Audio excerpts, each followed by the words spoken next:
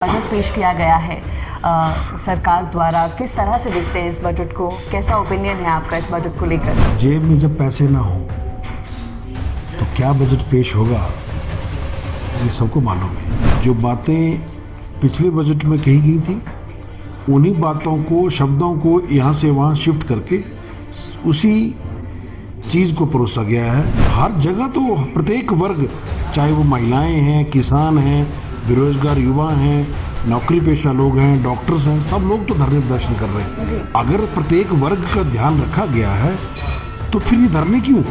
बहुत बार अखबारों में हम पढ़ते हैं, बहुत बड़ी खबर लगी होती है कि इस कर्मचारी को भ्रष्टाचार में या पकड़ा गया, सजा के तौर पर चंबा भेजा। कई वीडियोस भी आपके वायरल हुए, खुद आप स्कूल्स विजिट करते हैं अपने क्षेत्र के, खुद आप गए हैं, बच्चों से सवाल आप करते हैं। शिक्षा के क्या हालात हैं उस क्षेत्र में? जिन सपनों को लेकर मैं राजनीति में आया हूँ जी, उन सपनों को पूरा करने में अगर मेरा सबसे बड़ा सहयोग कोई श्रेणी कर सकती है तो वो श्रेणी है शिक्षक। इस तरह की चर्चा भी कई सामने आ रही है कि चंबा से ही बीजेपी जो है कैंडिडेट उतार सकती है। आपका नाम भी सामने आ रहा है, लोकसभा चुनाव लड़ने के इच्छुक आप हैं? देखिए, कांग्रेस की प्रताड़ना से परेशान होकर वो आए हैं और वर्तमान परिस्थिति में कांग्रेस से केवल वो प्रताड़ित नहीं है, पूरा प्रदेश प्रताड़ित है और सरकार के भीतर के भी लोग बहुत ज़्यादा प्रताड़ित हैं। Hello and welcome to First Verdict Media. I am Neha Dhiman and you all are watching our interview series To The Point. So ladies and gentlemen, today to have this To The Point discussion with us, we have MLA from Bharmor Vidhan Sabha constituency, Dr. Janak Rathod. Doctor ji, बहुत बहुत स्वागत है आपका first verdict पर। धन्यवाद। सबसे पहले तो डॉक्टर साहब, बजट पर ही मैं आपकी प्रतिक्रिया जानना चाहूँगी। बजट पेश किया गया है सरकार द्वारा, किस तरह से देखते हैं इस बजट को, कैसा ओपिनियन है आपका इस बजट को लेकर? जेब में जब पैसे ना हो तो क्या बजट पेश होगा ये सबको मालूम है। एक तरफ तो सरकार कहती है कि हमारे पास वित्तीय संसाधन नहीं है, हमें कड़े निर्णय लेने पड़ेंगे जी।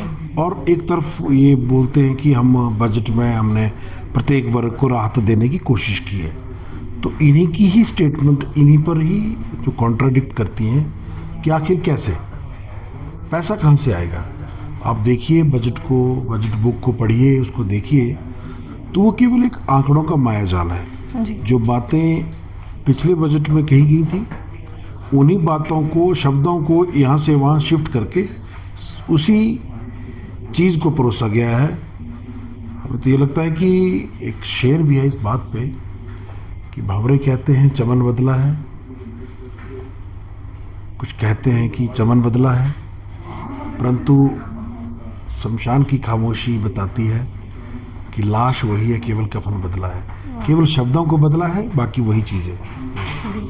आप कह रहे हैं कि शब्दों को बदला है लेकिन बाकी वही चीज़ें हैं। देखिए, लोकसभा चुनाव से पहले ये बजट जो है पेश किया गया है। इस वक्त कहीं ना कहीं देखा जा रहा है कि होलिस्टिक बजट जो है इसको बताया जा रहा है और ऐसा भी बताया जा रहा है कि बहुत सारी योजनाएं जो हैं नई भी सरकार इसमें लेके आई है। तो भारतीय जनता पार्टी के लिए कहीं ना कहीं इस वक्त समझा जा रहा है कि बहुत ज़्यादा मुश्किल हो गया है इस बजट को डिफेंड करना या इसके अगेंस्ट कहीं ना कहीं बोलना, क्योंकि ऑलमोस्ट हर सेक्टर को कवर करने की कोशिश जो है सरकार द्वारा की गई है। आप मानते हैं कि भारतीय जनता पार्टी के लिए ये कहीं ना कहीं इसको डिफेंड करना मुश्किल है? नहीं, देखिए, भारतीय जनता पार्टी को ऐसी कोई मुश्किल नहीं है। कारण इसका ये है क्योंकि प्रदेश की जनता सब जानती है, प्रदेश के लोगों को ये मालूम है कि प्रदेश किस हालात से इस वक्त गुजर रहा है और उसके लिए ये लोग कितने तो उत्तरदायी हैं। जी। 1 वर्ष से अधिक का कार्यकाल, 14 महीनों का कार्यकाल हुआ है और 14 महीनों में सरकार की ओर से कोई ठोस कार्य जिसको धरातल पर कहा जाए कि ये हुआ है या किया गया है, वैसा कुछ नहीं है। अब आने वाले 2-3 महीने जो है वो लोकसभा चुनाव की आचार संहिता में बीत जाएंगे, फिर ये साल समाप्ति की ओर आ जाएगा, फिर अगले साल की बात होगी। तो कुल मिला के ऐसा नहीं है कि जिसके लिए हम बहुत हर्षित हों या प्रदेश के लोग खुश हों कि हमें बहुत बड़ा काम दे दिया। आप देखिए, अब जब विधानसभा सत्र लगा है, हर जगह लोग धरने प्रदर्शन कर रहे हैं। विधानसभा के बाहर, इधर अंबेडकर चौक पे, छोटा शिमला में, मेडिकल कॉलेज में, सड़कों में, हर जगह तो प्रत्येक वर्ग, चाहे वो महिलाएं हैं, किसान हैं, बेरोजगार युवा हैं, नौकरी पेशा लोग हैं, डॉक्टर्स हैं, सब लोग तो धरने प्रदर्शन कर रहे हैं। अगर प्रत्येक वर्ग का ध्यान रखा गया है तो फिर ये धरने क्यों? तो इसमें ये अपनी पीठ खुद थपथपाने की कोशिश हो रही है। जी जो हिमाचल के लोग, अब प्रत्येक हिमाचली अब अपने आप को ठगा महसूस कर रहा है और लोगों को ये लगता है कि बहुत बड़ी गलती उनसे हुई है। अब कुछ चीज़ें ऐसी हैं कि जिनके परिणाम जो है वो भुगतने ही पड़ते हैं लोगों को, और जो प्रदेश आज मुश्किल दौर से गुजर रहा है, जी ये इनके लोक लुभावने हिमाचल के भोले भाले लोगों को ठगा, झूठ की गारंटियों की प्लेट लोगों को परोसी गई, और जब लोगों की खाने की बारी आई तो वो प्लेट खाली निकली। जी चलिए, आपका मानना है कि इस बजट में जो है ज़्यादा कुछ नहीं है जनता के लिए। आपसे भी जानना चाहेंगे, सेशन इस वक्त विधानसभा का चल रहा है, अपनी क्षेत्र से जुड़े किन मुद्दों को आप इस बार उठा रहे हैं? देखिए, हमारे क्षेत्र, व्यक्तिगत तौर पर अगर कहूँ, मेरा विधानसभा क्षेत्र पूरे हिमाचल में एक विचित्र परिस्थितियों से गुजर है। वो एक तो मेरा विधानसभा क्षेत्र जनजातीय आरक्षित क्षेत्र है और वो दो हिस्सों में बटा है। एक हिस्सा एक कोने पे, दूसरा हिस्सा दूसरे कोने पे है। जी सड़क, शिक्षा, स्वास्थ्य, बिजली, मोबाइल नेटवर्क, आधारभूत संरचना, ये बिल्कुल भी वहाँ पर उस स्तर की नहीं है जिस स्तर की लोगों को होनी चाहिए। जी और इस सरकार के कार्यकाल में ट्रांसफर्स का दौर जारी है। अनेकों पद, चाहे वो प्रशासनिक अधिकारियों के हैं, स्कूल में शिक्षकों के हैं और अस्पतालों में डॉक्टर्स के हैं, वो खाली कर दिए गए हैं, ट्रांसफ़र कर दिए गए हैं। तो मेरा तो ये आपके माध्यम से सरकार से ये पूछने का भी मन है कि जो आंकड़ों का मायाजाल बजट में पेश ये कर रहे हैं हिमाचल के विकास के लिए, या जो बड़ी बड़ी डींगे हाँकी जाती हैं कि हम ये कर देंगे, हिमाचल को 2026 में आत्मनिर्भर बना देंगे, आखिर कैसे? जब सरकार की हर जगह मुख्यमंत्री और मंत्री तो काम करने जाएंगे नहीं। जिन लोगों ने सरकार की योजनाओं को, सरकार की मेंटालिटी को ग्राउंड पर डिलीवर करना है, जी वो पद खाली है, तो आखिर कैसे? चलिए, जो पदों को भरने की बात है वो आप कह रहे हैं, लेकिन यहाँ पर मैं आपसे भी जानना चाहूँगी, इतने बड़े डॉक्टर आप हिमाचल प्रदेश के रहे हैं, अब आप विधायक हैं, ये जो ट्रांजिशन आपका रहा है from a well reputed doctor to a MLA, ये कैसा रहा है? कैसे आप इसको देखते हैं? देखिए, हम इस परिस्थिति का कभी आकलन नहीं करते हैं जी क्योंकि ये आकलन करना लोगों का काम है, मेरा कार्य नहीं है। मेरा कार्य है केवल जो मुझे दायित्व जो मिला है उस दायित्व को बखूबी निभाना, और ना ही मुझे कोई वाहवाही लूटनी है कि लोग ये कहें कि हाँ जी बहुत अच्छा काम कर दिया, ये कर दिया। नहीं, मुझे कोई इन चीज़ों से मैं वो बहुत ऊपर उठ चुका हूँ। मैं केवल और केवल अपनी ड्यूटी परफॉर्म करना चाहता हूँ जो ईश्वर ने मुझे कार्य दिया है, और मैं सौभाग्यशाली समझता हूँ खुद को कि अपने क्षेत्र का प्रतिनिधित्व करने का मौका मुझे दिया है, और मेरे द्वारा जो भी काम किए जाएंगे अपने क्षेत्र के लिए, सुविधाओं को सुधारने के लिए, क्षेत्र के लोगों की समस्याओं का समाधान करने के लिए, तो मैं समझता हूँ कि वो ईश्वरीय कृपा से ही मैं अपने आप को इस बात के लिए योग्य समझता हूँ। बाकी आकलन करना नहीं करना ये हमारा विषय नहीं है। जी देखिए, ट्राइबल है जो आपकी कॉन्स्टिट्यूएंसी है, काफ़ी क्षेत्र जो है भरमौर का वो ट्राइबल एरिया में आता है। आपका विजन क्या है भरमौर को लेकर? क्योंकि भरमौर एक बेहद खूबसूरत जगह है निसंदेह, लेकिन उसकी डेवलपमेंट के लिए डॉक्टर जनकराज का विजन क्या है? देखिए, मेरे को ऐसा लगता है कि भरमौर और मेरा जिला चंबा जी हिमाचल के सबसे प्रमुख इलाकों में ये था। एक समय था जब चंबा हिमाचल के सबसे गौरवशाली जिलों में शामिल था, जी परंतु ऐसा क्या हुआ इस व्यवस्था में कि चंबा दर प्रतिदर पिछड़ता चला गया। आज देश के आकांक्षी जिलों में हमारे चंबा का नाम है। जी बहुत बार अखबारों में हम पढ़ते हैं, बहुत बड़ी खबर लगी होती है कि इस कर्मचारी को भ्रष्टाचार में या पकड़ा गया, सजा के तौर पर चंबा भेजा। हाँ, ये तो ऐसा लगता है कि काला पानी भेज दिया।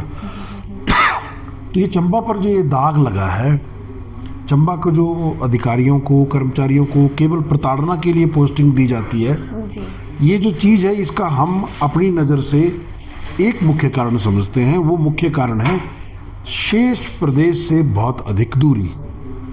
देखिए, चंबा हिमाचल का दूसरा सबसे बड़ा जिला है क्षेत्रफल की दृष्टि से। जी। अगर हम पूरे हिमाचल को हम देखें तो हिमाचल का अधिकतर क्षेत्रफल लाहौल स्पीति और चंबा जिले में आता है, जी और ये दोनों ही जिले इन पहाड़ों के, हिमालय के पीछे पड़ते हैं, दूसरी रेंज में पड़ते हैं। तो लाहौल स्पीति के इलाके के लिए तो अटल टनल का निर्माण हो गया, जिससे पूरा लाहौल स्पीति और उस इलाके में अब विकास जो है वो तेज़ी से आगे बढ़ रहा है।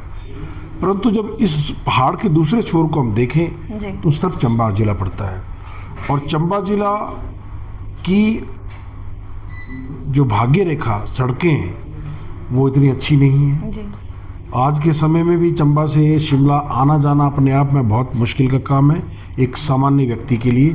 तो गंभीर स्थिति में, बीमार स्थिति में लोगों को कैसे एक छोटे अस्पताल से शिमला तक या टांडा तक आना पड़ता होगा, आप सोच सकते हैं। जी तो यही मुख्य कारण है चंबा की शेष प्रदेश से दूरी।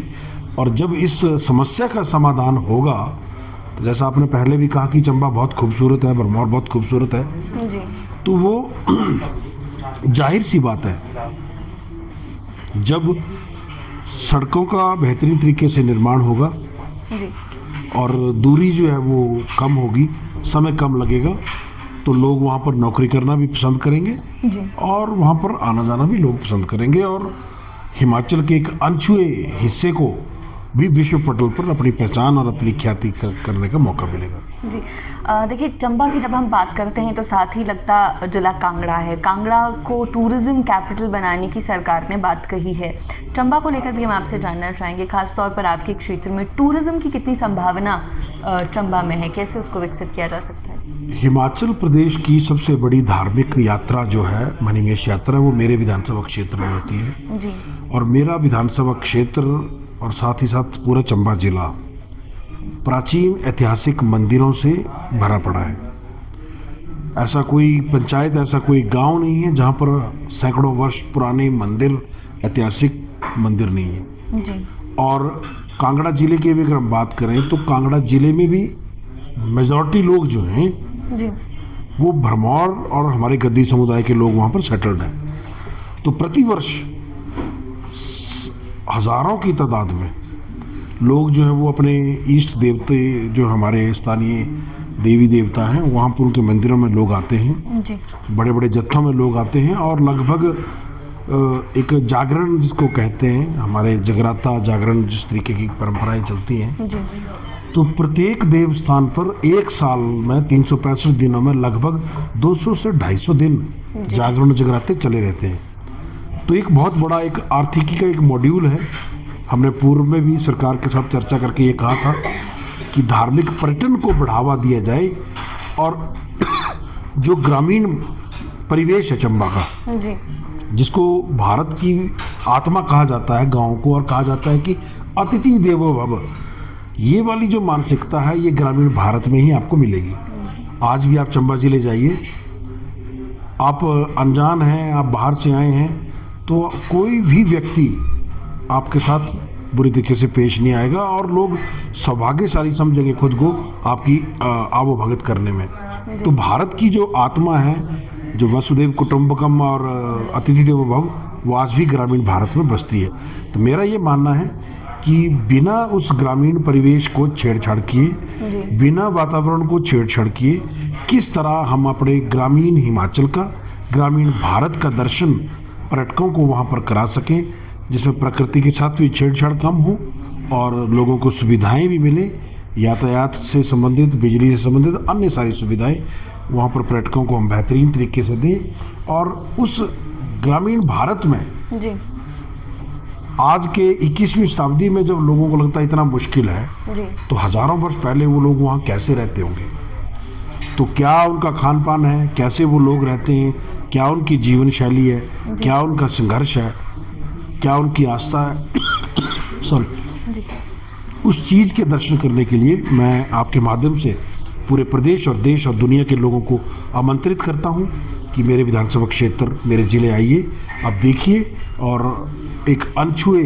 पहलू को दुनिया के सामने लाइए। जी, आपके क्षेत्र से जुड़ी सड़कों पर हमने बात की और स्वास्थ्य सुविधाओं की आप बात कह रहे हैं कि बेहतर होनी चाहिए। टूरिज़्म में हमने बात की, शिक्षा की भी हम बात करना चाहेंगे कि आपके क्षेत्र में किस तरह की। देखिए, कई वीडियोस भी आपके वायरल हुए, खुद आप स्कूल विजिट करते हैं अपने क्षेत्र के, खुद आप गए हैं, बच्चों से सवाल आप करते हैं।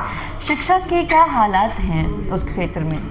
देखिए, जिन सपनों को लेकर मैं राजनीति में आया हूँ, जी उन सपनों को पूरा करने में अगर मेरा सबसे बड़ा सहयोग कोई श्रेणी कर सकती है जी तो वो श्रेणी है शिक्षक। क्योंकि मैं अपनी आने वाली पीढ़ी के लिए बेहतरीन कल के निर्माण करना चाहता हूँ जी और उस आने वाली पीढ़ी के भविष्य को संजोने संवारने का जो कार्य है वो शिक्षकों के हाथ में है। जी शिक्षक लोग अपना काम ठीक से कर रहे हैं, इसके लिए मैं उनको बधाइयाँ देता हूँ। परंतु कहीं ना कहीं व्यवस्था में बहुत बड़ी कमी है, पद खाली हैं जी या स्कूलों में जो है वो ज़रूरी वस्तुएं जो बच्चों के शिक्षण के लिए, इंटरेक्टिव लर्निंग के लिए जो सारी व्यवस्थाएं होनी चाहिए वो नहीं है। जी तो मेरा ये मानना, ये कहना है कि हम जनजातीय क्षेत्र के लोग संघर्षशाली लोग होते हैं। जी विषम परिस्थितियों में भी हमारे भीतर अपने आप को बचाए रखने की और आगे बढ़ने की क्षमता होती है। तो हमें अगर थोड़ा सा सहारा मिले सरकार की ओर से तो हम अपने जीवन में बेहतरीन प्रदर्शन कर सकते हैं। उसी आधार पर मेरा सरकार से ये नहीं कि वहाँ पर कांग्रेस का समर्थन करने वाले लोग नहीं हैं। जी कांग्रेस का समर्थन करने वाले लोग भी हैं। तो जो परेशानियों में लोग जी रहे हैं वो केवल भारतीय जनता पार्टी के लोग नहीं जी रहे हैं, कांग्रेस के लोग भी उन परेशानियों को झेल रहे हैं। तो मेरे लोगों के लिए ना सही, कम से कम अपनी पार्टी की विचारधारा के लोगों की सुविधा के लिए वहाँ पर दौरा करें और लोगों की समस्याओं को सुने। जी डॉक्टर जनकराज, लोकसभा इलेक्शंस भी आने वाले हैं अब और क्योंकि गद्दी कम्युनिटी भी उस एरिया में बहुत ज़्यादा है और इसके अलावा भी इस तरह की चर्चा भी कई सामने आ रही है कि चंबा से ही बीजेपी जो है कैंडिडेट उतार सकती है। आपका नाम भी सामने आ रहा है, लोकसभा चुनाव लड़ने के इच्छुक आप हैं? देखिए, मैं अपना जीवन अपने क्षेत्र, अपने लोगों और अपनी पार्टी के सेवा के लिए समर्पित कर दिया है और पार्टी की विचारधारा के साथ हम आगे बढ़ें, पार्टी का काम करें और अपने क्षेत्र के काम को आगे बढ़ाएं। जी वो किसी भी स्तर पर जैसे भी पार्टी संगठन हमें कहेगी हम अपना काम करेंगे। जी भारतीय जनता पार्टी ने राज्यसभा कैंडिडेट भी दिया है, हालांकि बहुमत नहीं है लेकिन उसके बावजूद भी राज्यसभा कैंडिडेट दिया गया और वो भी चंबा से, यहाँ पे के जिले से है। किस तरह से देखते हैं इस पूरे इवेंट को आप, ये बिना बहुमत के राज्यसभा कैंडिडेट दे देना? कितनी आश्वस्त है बीजेपी की कुछ खेला जो है हिमाचल प्रदेश में हो पाएगा? लोकतंत्र में जीत हार चलती रहती है और युद्ध में भाग लेना ज़्यादा महत्वपूर्ण है, ना कि युद्ध को जीतना। और ये भारतीय जनता पार्टी इसी परंपरा को निभाते हुए वॉक ओवर नहीं दिया है और अपना कैंडिडेट दिया है। ये आगे भविष्य के गर्भ में है कि क्या होगा परिणाम। हम आज से ही हम कैसे इस बात का आकलन कर लें कि भारतीय जनता पार्टी बहुमत नहीं जुटा पाएगी, ये आने वाले समय में पता लगेगा क्या होगा क्या नहीं होगा। और जो कैंडिडेट हैं, हर्ष महाजन जी को उतारा गया है, उनको आप किस तरह से देखते हैं? क्योंकि देखिए, हर्ष महाजन वो कैंडिडेट हैं जिन्होंने अपनी पूरी उम्र जो है कहीं ना कहीं कांग्रेस के अगेंस्ट चुनाव लड़े हैं, उसके बाद वो माफ़ कीजिएगा बीजेपी के अगेंस्ट उन्होंने चुनाव लड़े हैं और अब भारतीय जनता पार्टी में वो आए हैं और उसके बाद यहाँ से उनको राज्यसभा का टिकट दे दिया गया है।